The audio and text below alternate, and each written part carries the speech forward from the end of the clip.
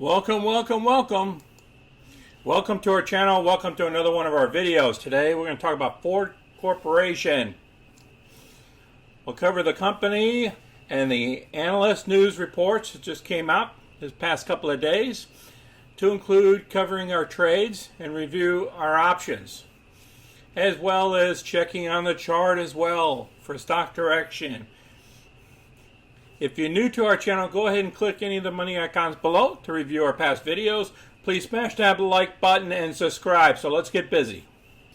Here's our current position. We have 1,000 shares of Ford, which makes up about 9.25% of our overall portfolio. Let's look at some of our profits for the month. For the month of August, our premiums and profits together, that's counting the $5,260 of profit, we achieved $11,642. For the year, a total of $67,362, which we have to pay tax. Make sure we pay taxes on. And some tax write-offs close to $8,000, which we can only use $3,000 in a given year. Quick snapshot of our monthly report. We're looking great here. We achieved almost 4% for the month. That's incredible. All right, Ford went up 3.18% on Friday because the NASDAQ went up 1.23% and the Russell went up 2.85%. And the S&P went up almost 1% and the Dow about 0.5%. So the market's in a bull run. So push the stock up with only a volume of 57 million versus 67 million average. We're still about a $53 billion company, which is very low in my opinion. The analyst still has a low of $11 and a high of 18. The average is 15.46. Quick report on the short interests. From July 30 to August 13th, the change was a decrease of 1.3% in short interests.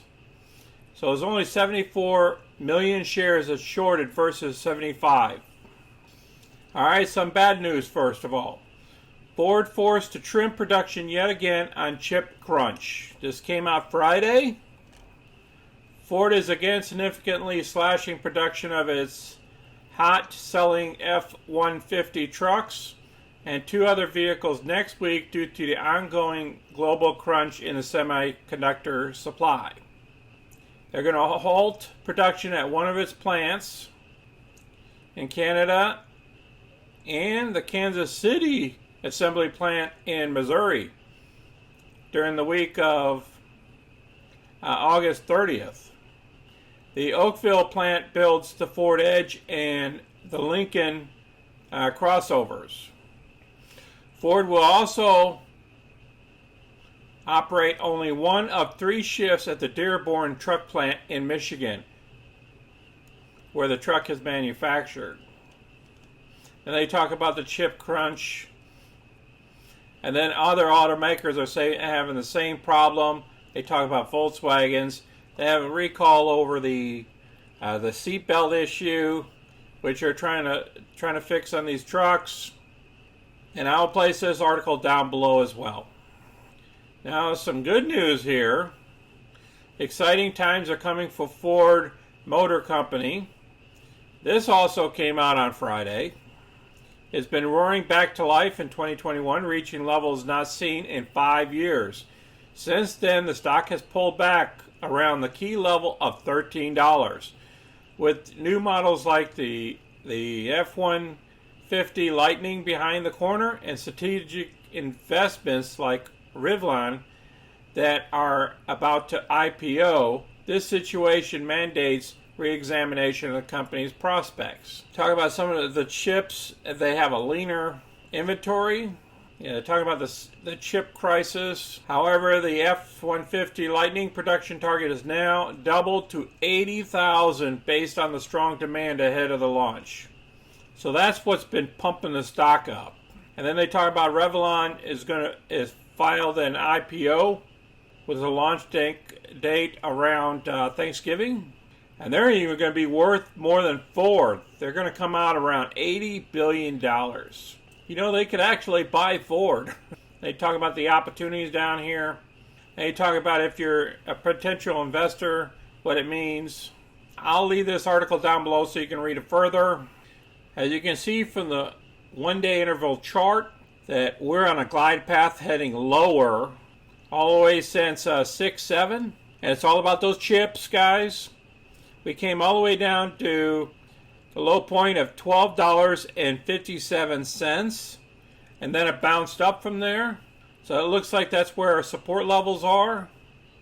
And then we started heading higher over the last 4 to 5 days.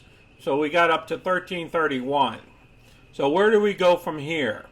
As long as we keep getting negativity from the chip sector, we're going to bounce between the 1257 all the way up here until about the 1390, I believe. So these are the two levels that we're going to be coming up against, because resistance is going to be 1394. So I believe we got the new bottom there at 1257. She done well by bouncing off of that. I believe she'll stay in this channel between 1257 and 1390, where the resistance is, until we get out of this chip crisis. Once we get out of the chip crisis, I see her going a lot higher over the 16 again. I appreciate you guys watching our video today. If you have any questions or comments, please place them down below. Please share our videos with others. Please smash that like button and subscribe. And take care of yourselves this weekend. Until next time, this is Sonny. I'm out.